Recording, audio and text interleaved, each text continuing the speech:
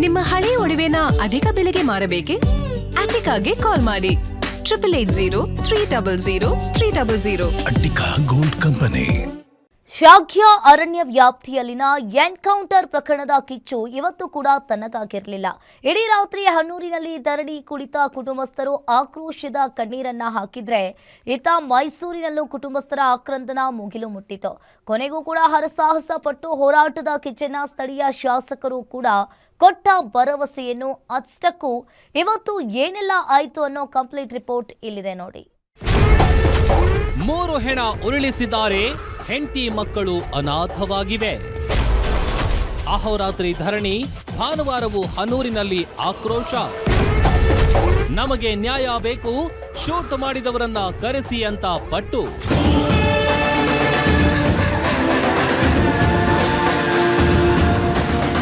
ನಿನ್ನೆ ಇಡೀ ದೇಶವೇ 80ನೇ ಸ್ವಾತಂತ್ರ್ಯ ದಿನದ ಸಂಭ್ರಮದಲ್ಲಿ ತೇಲ್ತಿದ್ದಾಗ ಕರ್ನಾಟಕದ ಗಡಿ ಜಿಲ್ಲೆ ಚಾಮರಾಜನಗರದಲ್ಲಿ ಅರಣ್ಯ ಸಿಬ್ಬಂದಿಯ ಗುಂಡೇಟಿಗೆ 3 ಬಲಿಯಾಗಿರೋದು ಇಡೀ ಮನುಕುಲವನ್ನೇ ಬೆಚ್ಚಿ ಬೀಳಿಸಿದೆ.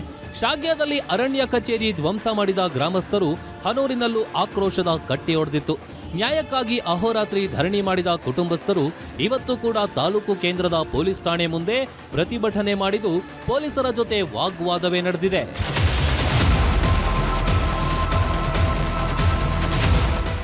ಕುಟುಂಬದ ಜೀವನಾಧಾರವಾಗಿದ್ದ 3ರನ್ನ ಕಳೆದುಕೊಂಡ ಸಂಬಂಧಿಕರ ಬೇಡಿಕೆ ಒಂದೇ ಆಗಿತ್ತು. ಮೃತರ ಕುಟುಂಬಕ್ಕೆ ಸೂಕ್ತ ಪರಿಹಾರ ನೀಡಬೇಕು.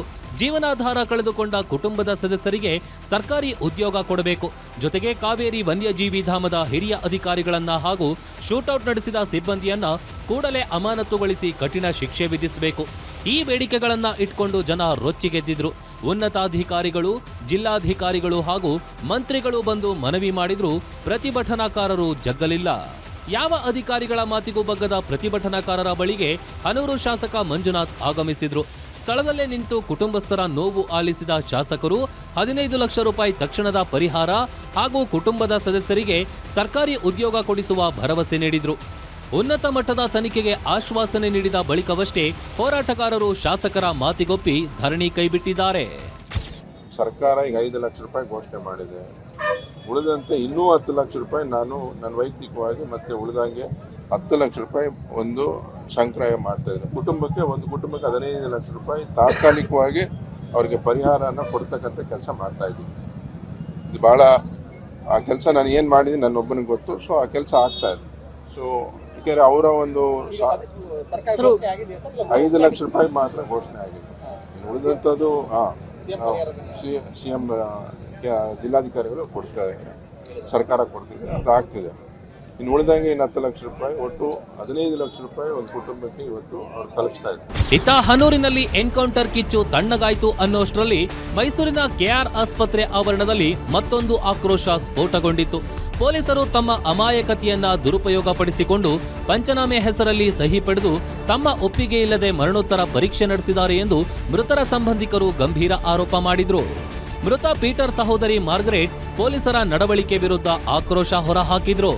ಇಲ್ಲಿ ಕೇಳಿದ್ರೆ ವೈಫ್ಗೂ ಗೊತ್ತಿಲ್ಲ ಆಯ್ತಾ, ಪೋಸ್ಟ್ ಮಾರ್ಟಮ್ ಆಗಿರೋ ಬಗ್ಗೆ, ಆಲ್ರೆಡಿ ಆದವ್ರ ಬಗ್ಗೆ ವೈಫ್ ಗೊತ್ತಿಲ್ಲ. ಅನ್ನ ಬಂದ್ಬಿಟ್ಟು ಅವ್ರು ಒಪ್ಪಿಗೆ ಕೊಟ್ಟು ಇದೆಲ್ಲ ಆಗಿರೋದು. ಓಕೆ, ನಮಗೆಲ್ಲ ಯಾವ ಒಪ್ಪಿಗೆನೂ ಇಲ್ಲ.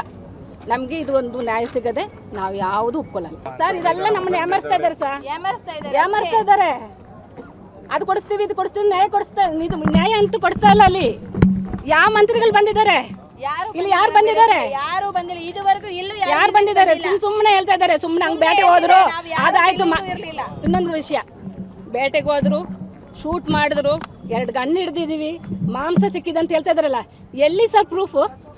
ಎಲ್ಲಿದೆ ಪ್ರೂಫು? ಇನ್ನು ಸರ್ಕಾರದ ಭರವಸೆ ಮೇರೆಗೆ ಮೃತದೇಹಗಳನ್ನ ಹನೂರಿಗೆ ತೆಗೆದುಕೊಂಡು ಹೋಗಲು ಕುಟುಂಬಸ್ಥರು ಒಪ್ಪಿಕೊಂಡಿದ್ದಾರೆ. ಆದರೆ ಈ ಕಷ್ಟದ ಸಮಯದಲ್ಲಿ ಯಾವ ಸಚಿವರು ಬಂದು ನಮ್ಮ ನೋವು ಆಲಿಸಲು ಬರಲಿಲ್ಲ. ಮಾಧ್ಯಮಗಳ ನಿರಂತರ ವರದಿಯಿಂದಲೇ ನಮಗೆ ಈ ಮಟ್ಟದ ನ್ಯಾಯ ದೊರೆತಿದೆ. ಸರ್ಕಾರ ಕೊಟ್ಟ ಭರವಸೆಯನ್ನ ಮರೆಯಬಾರದು. ತಪ್ಪಿತಸ್ಥರಿಗೆ ತಕ್ಷಣ ಶಿಕ್ಷೆಯಾಗಬೇಕು ಎಂದು ಗ್ರಾಮಸ್ಥರು ಆಗ್ರಹಿಸಿದ್ದಾರೆ.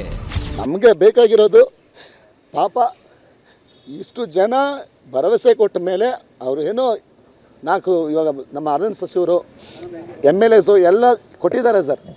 ಆ ಭರವಸೆ ಮೇಲೆ ನಾವು ಇವತ್ತು ಒಂದು ಪಾಸ್ ಕೊಡ್ತಾ ಇದ್ದೀವಿ. ಸೊ ನಾನು ಒಂದು ರಿಕ್ವೆಸ್ಟ್ ಮಾಡ್ಕೋತೀನಿ, ನಮಗೆ ನ್ಯಾಯ ಕೊಡಿಸ್ಬೇಕು ಸರ್. ಈ ಜನಗಳಿಗೆ ಅದೇ ನಾನು ಹೇಳಕ್ಕೆ ಬರ್ತೀನಿ, ನನಗೆ ನೀವು ದಯಮಾಡಿ ನ್ಯಾಯ ಕೊಡಿಸ್ಬೇಕು.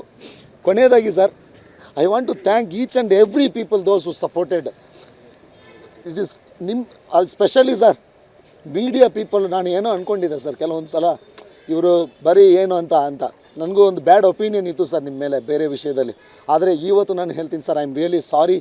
You are doing wonderful job sir. ಎಲ್ಲಿ ನೀವು ಕೆಲವೊಂದು ವಿಷಯಗಳು ಮಾಡಬೇಕೋ ನಮ್ಮಂಥ ಬಡವರಿಗೆ, ಈ ಥರ ಬಡ ಕುಟುಂಬಗಳಿಗೆ ನೀವು ನಿಂತು 2 ದಿವಸ ಮಾಡಿದ್ರಲ್ಲ, ಸಲ್ಯೂಟ್ ಸರ್. Hats off. ಒಟ್ಟಾರೆ ಸರ್ಕಾರ ನೀಡಿದ ಭರವಸೆಯ ಆಧಾರದ ಮೇಲೆ ಮೃತದೇಹಗಳನ್ನ ಹನೂರಿಗೆ ತೆಗೆದುಕೊಂಡು ಹೋಗಿದ್ದಾರೆ. ನಾಳೆ ಮಧ್ಯಾಹ್ನ ಮೂವರ ಅಂತ್ಯಕ್ರಿಯೆ ಸ್ವಗ್ರಾಮದಲ್ಲಿ ನೆರವೇರಲಿದೆ. ಇಡೀ ಪ್ರಕರಣದಲ್ಲಿ ಯಾರದ್ದು ತಪ್ಪು ಅನ್ನೋದು ತನಿಖೆಯಿಂದಷ್ಟೇ ಬಯಲಾಗಬೇಕಿದೆ. ಕ್ಯಾಮರಾಮನ್ ಧನು ಜೊತೆ Suresh B, guarantee news, Mysuru.